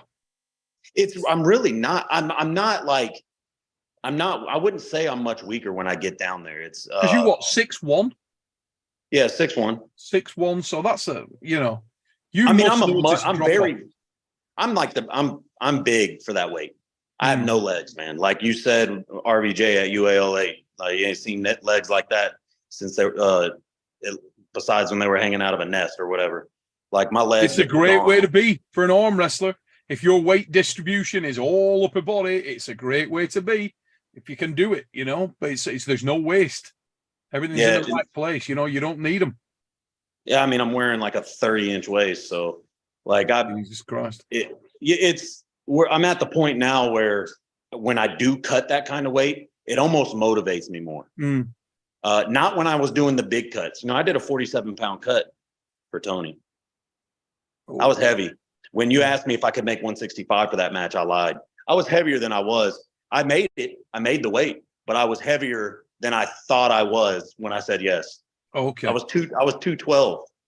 Yeah. I was 212 and made 165. And that damaged you so bad, didn't it? Oh, it messed me up bad. It messed me up. But I mean, that weight cut made me weaker. Now, if I'm just doing 15 pounds, 18 pounds, and I focus on my diet and I cut 10 pounds of water, I feel very focused. Yep. Very focused. And then 36 hours to rehydrate and replenish and carb load and get massive. Like after you cut those kind of carbs out, it's almost like PEDs when you mix the carbs back in. You feel like an absolute monster. So, you know, it motivates me once I get there. But there is a downside to that. When you do a massive cut, it almost takes away from your match because it's a victory in itself just making the weight. Yeah. Like you make the weight, you almost feel like you won something already. Yeah. Yeah. Like, I want that. So it almost takes a little motivation away because you're so focused on the weight cut, not your opponent. So I do like pulling closer to my walk around weight now. How much is Rob and Paul cutting? Not much. Paul's in the 2 teens. He ain't far from it. So he'll land in the 2 teens, and do the same. He's in the exact same routine he was when he pulled Ruslan. Mate, he was Same weight. Ready. Well, he's going to look better at this one, I'm telling you, but he is in the same, he's got the same, I know it's hard to imagine him looking better than what he looked like there. He looked But ridiculous. Yeah, That last event, he looked ridiculous condition. Must have Yeah, had, I he's- don't know, what, 4% body fat, something stupid. He was he- absolutely shredded. I mean, his like waist is thick, but it's because his obliques are so big. Like his every muscle But he in had his core. striations in his friggin' Yeah. when you were Yeah, looking, he's and like his he was obliques. absolutely It's insane. ridiculous condition. He Like works- a racing dog. That's something people don't know about his workouts, man. He does so much core exercises, like, and it's important. And it really is important in arm wrestling, in my opinion. And that dude's core is ridiculous. You hit him in the stomach, you're going to break your fist. You know, he's strong as an ox. But his weight, he's in the 2 teens. He's good. Rob's a good shit and piss away from being there. He's Hey, right on it everybody. as well, is he? Yeah. Yeah, he's tracking. You know, we're all I'm the only one that's like pretty much at weight and gonna fly over there, being able to eat and everything. Like I'm that's the only thing difference now between when I pull Ray is that I'm actually going to be able to eat the whole time, not be annoyed and stressed from being hungry.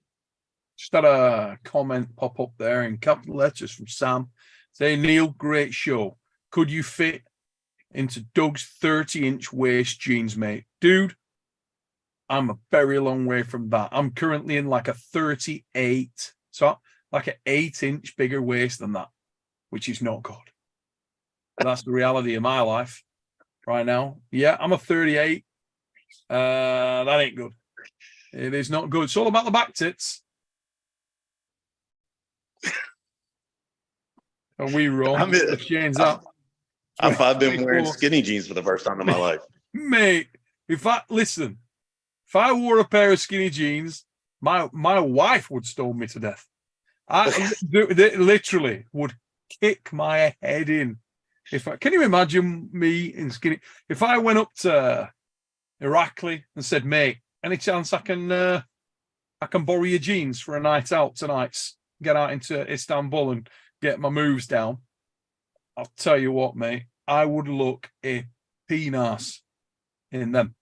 There's some people, he can pull them off. Irakli can pull off a pair of skinny jeans. Very few people can pull off skinny jeans and look all right. He can do it. You know, he gets his leather jacket on, he goes out, looks all right. If I did that, mate, I'll tell you what, no, even my closest friends would disown me. They'd be like, seriously, Chubbs, don't ever do that again. I will deny that I've ever met you. Hey, I'm bringing some. I'm gonna show you. I can pull it off. Can you pull off the skinnies? Can you? I can pull it off. I look like a bowling pin upside down though. Mate. Like I'm like. But they don't do jeans for me. They don't do fatties. If somebody invents fatty jeans, I'm in them. There you go. I am in them. Everybody made fun of my pants last time in my match. Like they were so tight. And then like, I had some joggers on that were like super tight. And in the comments on the video, they're like, Doug was very impressive, but his jeans or his pants pissed me off. That was one of the comments that stuck out. Mate, if they remember you for something, that'll do. That's all you need.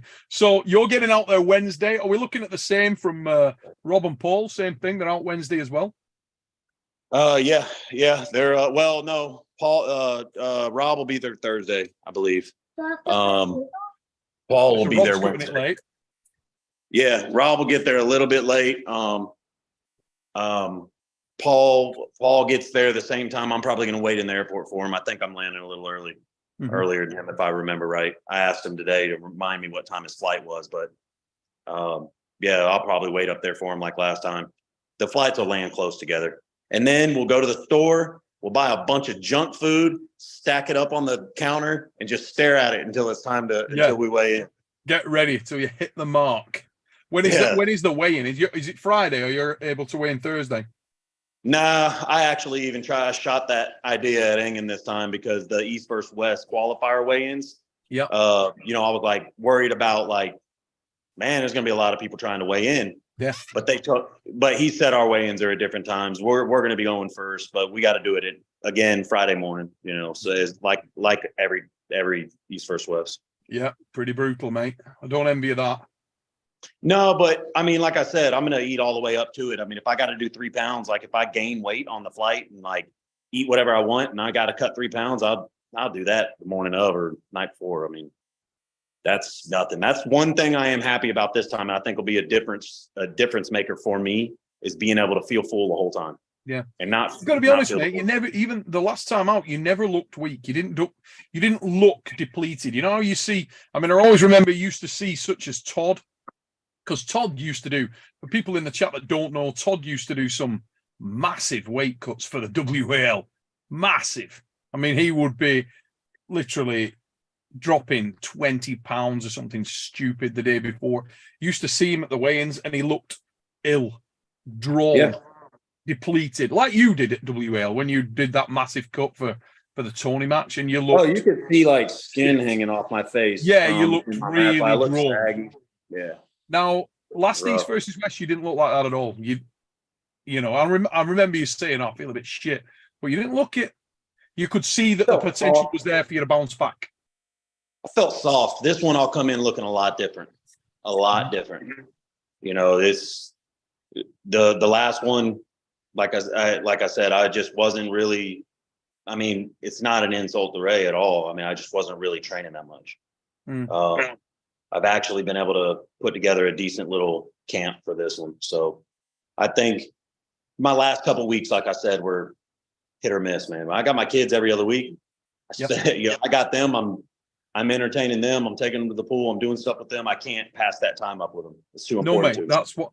Listen, arm wrestling's arm wrestling, but that's real life right there, and that's it. Yeah, that's stuff you can't ever get back. So, yeah, that's a balance that there's only one winner to. And to be perfectly honest with you, if that side of your life is out of balance, I honestly believe you perform worse whatever you did. I do. I think the mental anguish and distress that kind of thing puts on you is heavyweight, you know. And I really think if you've got the other side of your life in order and you're getting what you need there, you're just so much stronger and in just so much a better place. Mentally, when you're feeling good and happy and things are going good in life, the clarity at the table is so much better. You're thinking like I can't express how I've had a match. And I'm not even going to name the match. I know what I can't stand talking about certain things like this because people are like, oh, here's the excuses. There's no excuses. I put my elbow on the table. But I was going through a divorce, you know, and it was like the beginning stages of the torture part. And I was miserable. And on top of that, you know, it was, you know, having my kids, you know, the distance that I was from them at the time. And that type of stuff weighs on you on top of a 40-pound cut. You know, it just everything, it just kills you mentally, physically. And this past year has been great. That's why I decided to come back. And my match with Ray, everything was mentally in a great place. And I was, you know, I was able to think at the table, you know, make adjustments to what he was doing. I knew what he was doing. You know, I heard him the other day say that he was trying to top roll in that second match. He wasn't. He was trying. He dove in. I mean, you just watch the match. He dove in. I just kind of went backwards and came around it and attacked his bottom fingers, and it flopped him over, and he tried to slip under, and I wouldn't let go. He had a death grip on his thumb. But we end up in this situation with Daniel, I'm going to have to be able to think really fucking clearly at every moment in the match if I'm going to even have a chance to be in it. I don't know. Maybe the dude's just too fucking strong for me. Who knows? Hey, listen, if he is, mate, he is. If he is, he is. If you don't challenge yourself, if you don't focus on something, if you don't look for that next step that means something, what are we here for? You know what I mean? It's certainly not, nobody's talking about this like it's a complete mismatch at all. I think people are actually keen to see where you're at, because I think I was one of the guys that underestimated you the last time out, for sure. You know, I thought you'd struggle. You proved my ass wrong. And I think what you did was you came on the show preempting that and said, look, I think this is a great opportunity for me to do just that, to get out there and to signpost myself, to show people, whoa, I'm better than you might think. And now I think yourself, I think Adam, it's another one that did the same. He set the tone in that first outing. And I do think that there's a lot of people out there who are really interested to see where that level is, mate. They're interested. And if it's Daniel, I mean, can you imagine the reaction if you crack Daniel? Oh fuck, man! Wait till I wait till you. I don't even know what I'm going to say, but wait till how I react. I mean, if I beat a guy like that, you know, I'm explosive emotionally anyway when it comes to that stuff. And mate, if you were to win this match, your stock rises dramatically. Your notoriety, that people you'll be very much on everybody's radar then, mate. Oh my God. Because proven entity. Yeah, Daniel is a proven entity. Daniel's special. And you know, the thing about him is he can pull without his wrist. Yeah. He can go all day. His endurance is second to none. He's mega. So Chikasov, the dude that's pulling Mindaugas. Yeah. I watched that match. I watched him go through Daniel in a hook. I watched him go through Daniel in a hook, though. It was a long match, but it's a mega match. That was a fabulous match. Fabulous match. I've seen some other pins on him where he's vulnerable. And, you know, I've got a compilation video I made of all his losses, and I watch it every day. So it's just visualizing him being pinned, you know, of course seeing it. I've seen it in my head 100 times. You know, and you've spoken to Daniel, obviously, in writing, but you've never met him, have you? Never met him. And I mean, like I told him when I messaged him, our match starts now. You know, I've been talking a little shit to him, and it'll continue when I see him in the lobby. But you know, I'm ready. I'm ready. I'm about as ready as I can be. You know, I mean, at this point in whatever you want to call it, a comeback or whatever, if to pull off a win against him would be way more than I pictured doing at this point. This is something I was expecting next year, a match like this. You know, I want with a year of training under my belt and back in it, pulling regularly, not my second match. Yeah. You know, here we are. Here we are. And I'm fucking glad. Yeah. Friggin' I'm glad. Here we are. Yeah, right around the corner, mate. Days to go. And you're on the plane, and a day after tomorrow, you're going to be there, and it's on. It's going to be, right now I'm like this, the conversation's like this, but you know, Neil, when I see you in Turkey, that switch is going to flip. And when I get to the table, he's just another guy over there that I want to beat. So, I honestly, mate, I do think people are excited to see yourself and where that level is, to get that defined gauge. I think exactly the same, although it's a little different, I suppose, with Adam. But let's take the Bacho scenario out of this. Everybody wants to know where the ceiling is for Adam. I think you two guys made a hell of a statement last time out, almost like Paul did when he first appeared in East versus West, and since then has gone on to establish and re-establish his name and show what an exciting prospect he is. I think this is a great opportunity. I mean, for Rob, I think everybody expects Rob to get beat. You know, I did a poll earlier on, heavily in favor of Zurab. Rob's one of my favorites to win on the whole card, honestly, for the West. Yeah, you've got a lot of high hopes in him. He's a very, very tough guy to beat. Yeah, I just can't get peak Rob out of my head if he is at that point, if he gets close, even close to, if he's 85% of that, 80%. Mm-hmm. I mean, I just think he wins the match, and I think he wins it 3-0. He's lethally dangerous if he can come tuned and ready. Rob is such a fascinating dynamic and such a fascinating character set. For that reason, he's the guy that if he shows up, everybody has got a problem. He's an issue for people. But he's had certain times when he's not been as focused on the sport. He's obviously a very busy guy. He has his business, little bit like He got Jerry. 6 kids. Jerry's been there, you know, he's focused on other things. His heart's not 100% in it. When Rob shows up and when Rob's committed and when Rob's focused, he will seal your faith. And Yeah, I mean, dude's got a basketball team with some bench players, as you know, amount of kids he has. You know, he's busy. He's a father. His wife's busy. She works. I mean, it's tough. It's tough to stay in it, especially as we get older. You know, and that's the reason why you see a lot of the guys that are at the top right now are actually a lot of the younger guys. Man, there is a lot of youth, and especially from the East, yeah. Hey, I honestly feel like that situation is going to get more prominent. I really think as time goes on, because of the way the sport's progressing.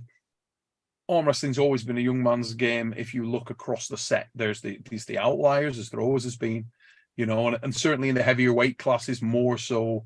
Just with boxing, you know, you'll get guys who are a little bit in the later years.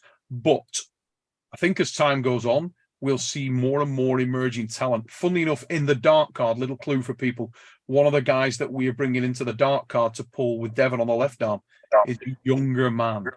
This is we've got one young guy in there. We've got an older guy. We've got a younger guy. We've got an eclectic mix of people. And one of them's a young man. And he's not a big name, but he's dangerous, really dangerous. And it's interesting when you put these guys in there, people get a chance to see where they're level. They get a chance to think, who the heck is this guy? You know, what can this guy do? And it's interesting. It can go two ways. He's got a choice to make. Will he fold in half? Will the pressure get to him? Will he panic? Or will he show up and think, you know what? I've got an opportunity here to make my name and to cement something, to start a legacy going, to get this thing on fire. And it's going to be interesting to see how that whole dynamic goes down. But yeah, we got a young guy on the dark card. We got a mix of guys facing Devon left-handed. Interesting week. Dark card coming up straight after East versus West. And you'll be able to see it, Arm Wars channel members. If you're a member in May, 20th of May, that will be going out. Big times. You never know who else is going to show up there as well. A lot of things can happen between now and then. But listen, Doug, I'm going to let you jump off here, mate. I really appreciate you coming on the show. Excellent to see you as always. Look forward to seeing you in person later this week, mate. Cannot wait for this card. I'm not competing and I'm revved up, so God knows how you guys are. You must be bristling. I'm ready to get there, man. I'm looking forward to seeing you on. You'll be there Thursday, right?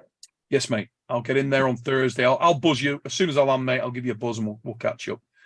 Who's going out with you? You going alone or are you traveling with someone? Man, where I'm at in the Panhandle is like nowhere. No one's close by me. So I mean, I'm flying out of Atlanta, but Engin got me a straight flight out of Atlanta. But I'm gonna fly out of a local airport to get up there instead of driving. It's 5 hours away. So yeah, you know, it's just gonna cost me the same thing in gas and parking anyway.